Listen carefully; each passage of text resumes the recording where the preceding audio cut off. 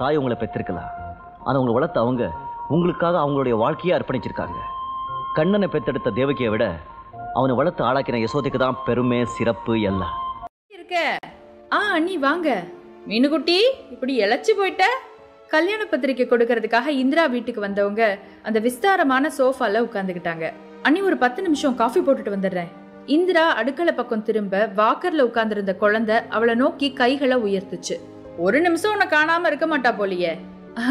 ஆமா அண்ணி. இந்திரா குழந்தைய தூக்கிட்டு அடுக்கலைக்குள்ள நுழைஞ்சா. ஹால்ல உட்கார்ந்திருந்தவங்க தங்களுக்குள்ள பேசிக்கிட்டாங்க. இந்த வீடு ஒரு 50 லட்சம் தேருமா? அதெல்லாம் மேலேயே தேரும். என்ன பிரயோஜனம்? எல்லாம் அந்த அனாத பிள்ளைக்கு தானே. இந்திராவுக்கு மெல்லிசா அவங்க பேசுனது காதுல விழுந்துச்சு. அதே நேரத்துல மீனு என்ன சொன்ன? அம்மா நான் சொன்ன. இப்போ இந்திரா மீனுவை நெஞ்சோட அணைச்சுக்கிட்டு சொன்னா, அண்ணி பார்த்து பேசுங்க, இவ ஒன்னும் அனாதை இல்ல, என் மக. இந்திராக்களை நீங்க அனுதாபமா பார்க்க வேணாம், அவங்கள வாழ விடுங்க மீனுக்களின் அம்மாக்களாக. Upon a time there was a cruel king called Kamsa, king of Mathura. He was infamous for his cruelty and atrocity. He had a sister called Devagi. Devagi married to Vasudeva. Just after Devagi wedding, Kamsa heard a prophecy from the sky. "O cruel king, each child of Devagi and Vasudeva will end your life." Kamsan imprisoned his sister and brother-in-law. Kamsan killed all 7 children of the couple, but Balram escaped. Balram, elder brother of Lord Krishna, god of agriculture, Rohini, first wife of Vasudeva, were surrogate mother for Devaki. Soon the Devaki gave birth to a child, Lord Krishna. You have to send this child to Nand house in Gokul, and you will have to bring Nand newly born daughter here. Vasudeva did the same thing. When Kamsan tried to kill the daughter,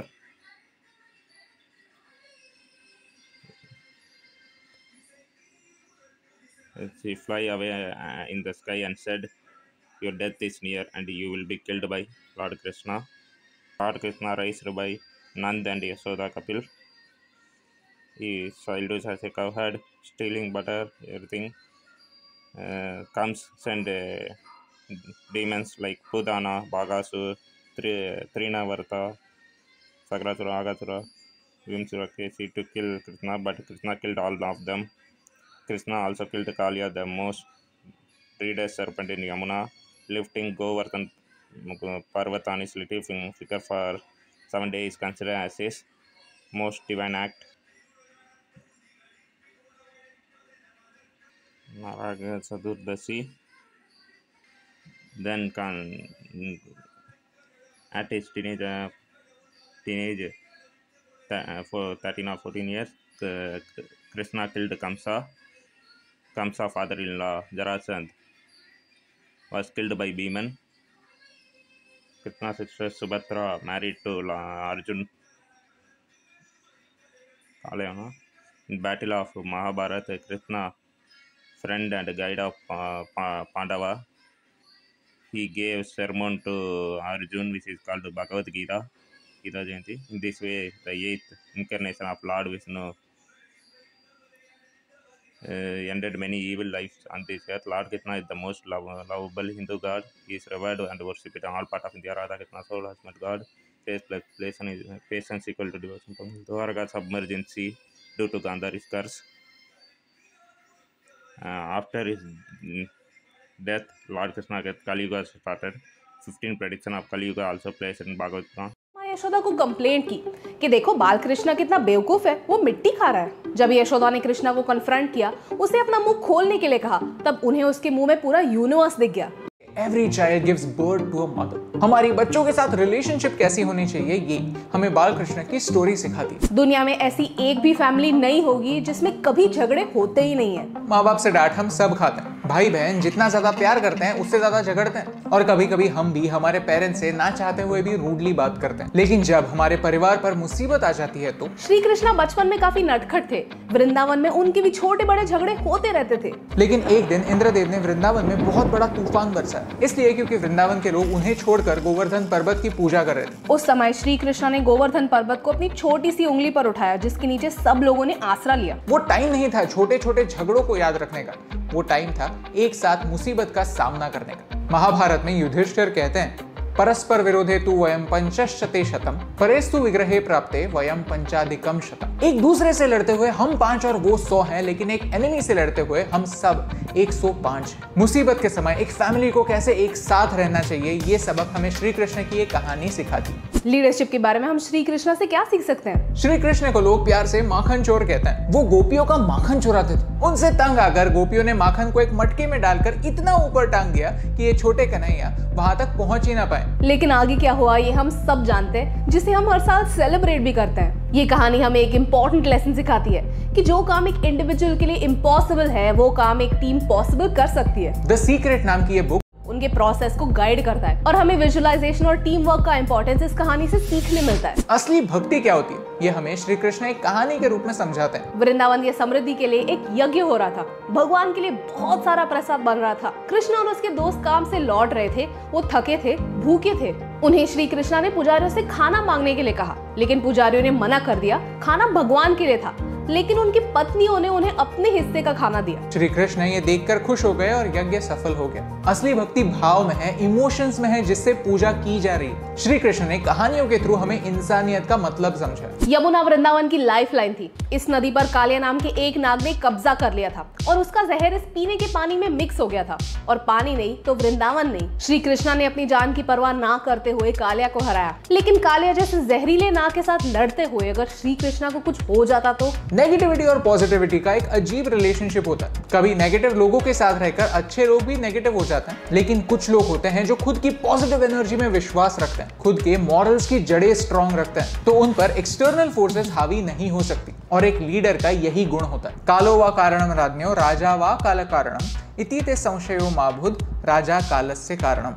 एक असली leader कितनी भी adverse conditions में अपनी team का और अपने purpose का साथ नहीं छोड़ता। वो नेगेटिव सर्कमस्टांसेस को बदलने की ताकत रखता है, लेकिन खुद नहीं बदलता। आज हम इंस्टेंट अप्रूवल की दुनिया में रहते हैं। दुनिया के किसी भी कोने से इंफॉर्मेशन फट से पा सकते हैं और झट से अपने ओपिनियन शेयर कर सकते हैं। और सबसे वियर्ड बात यह है कि हम हमारी सेल्फ वर्थ को लाइक्स, सब्सक्राइबर्स और फॉलोअर्स के वजन से तोलने लगते हैं।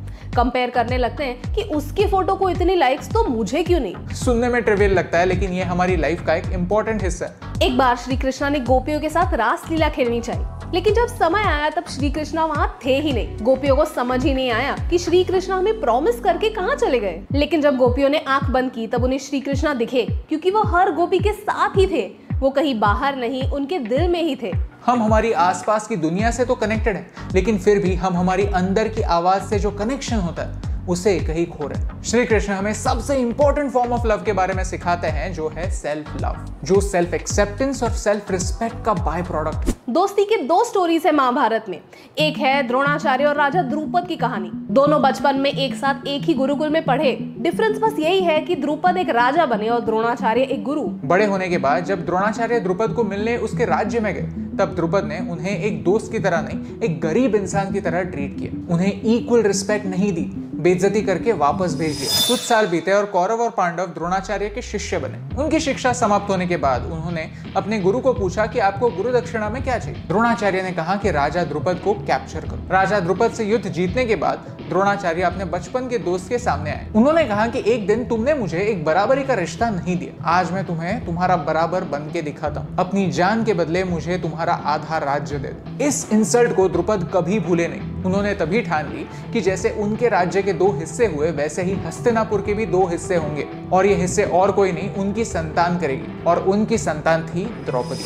एक तरफ दोस्ती की ये कहानी है और दूसरी तरफ है एक मिसाल सुदामा और श्री कृष्णा की दोस्ती की, जहाँ श्री कृष्णा ने राजा बनने के बाद भी अपने बचपन के दोस्त को गले लगाया, उसे वही सम्मान दिया जिसका वो हकदार था, क्योंकि स्टेटस और सक्सेस दोस्ती के बीच में कभी नहीं आने चाहिए। कंस श्री कृष्णा के मामा थे, लेकिन कंस एक अच्छे इंसान नहीं थे। तब श्री कृष्ण ने अपने रिश्ते को धर्म के बीच में नहीं आने दिया। उन्होंने वही किया जो सही था। ये सीख धर्म है, और इस धर्म में एज पेरेंट्स हम आपके साथ। अगर आपको हमारे श्रीमद् भागवतम के इस नॉलेज को एक प्रैक्टिकल तरीके से प्रेजेंट करने का अटेम्प्ट अच्छा लगा तो इस वीडियो को शेयर कीजिए, क्योंकि इस विजडम को आपके सामने लाना, आज के लिए रेलेवेंट बनाना हमारा यज्ञ। अगर इसमें भगवान है देन आई एम श्योर कि हम तो बस एक जरिया हैं। हमारे थ्रू भगवान ही आपसे बात करना चाहते हैं, और ये मैसेज आप तक पहुंचाने से मुझे फर्क।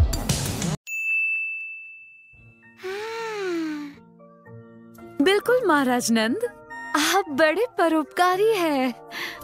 कृष्णा को फल चाहिए।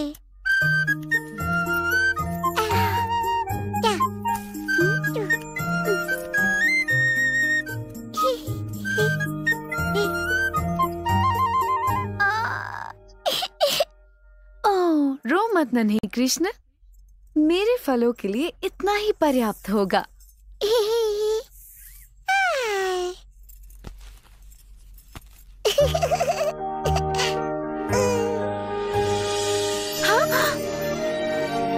ये कैसे हो गया? भगवान विष्णु का आशीर्वाद है। क्या होता अगर इसका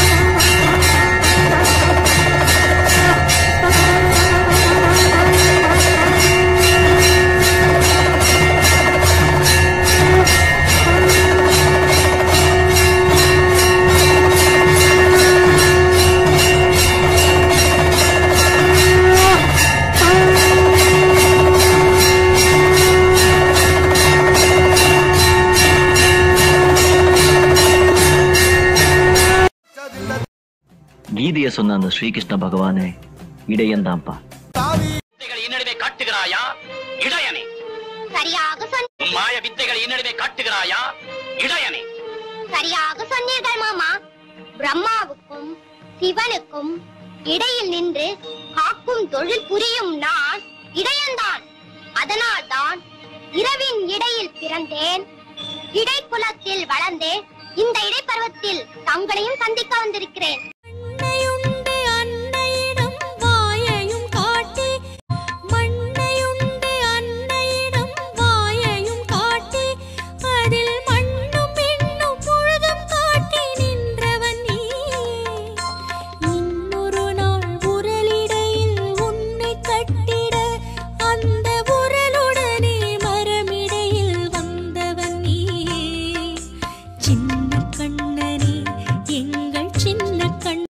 வரைக்கும் கிருஷ்ண பக்தி அப்படின்னா அறிவொன்றும் இல்லாத ஆய் குலத்து உந்தன்னை பிறவி பெருந்தனை புண்ணியம் யாமுடையோ. இன்னைக்கு எங்க வீட்டுக்கு பால் போடுறவர் சொல்லுவா, நான் ராதே கிருஷ்ணா அப்படின்னா பாருங்க எங்க ஆளு பேரை நீங்க சொல்றீங்கன்னு வருது. எனக்கு இன்னி வரைக்கும் அதுக்கு பதில் சொல்லவே முடியல.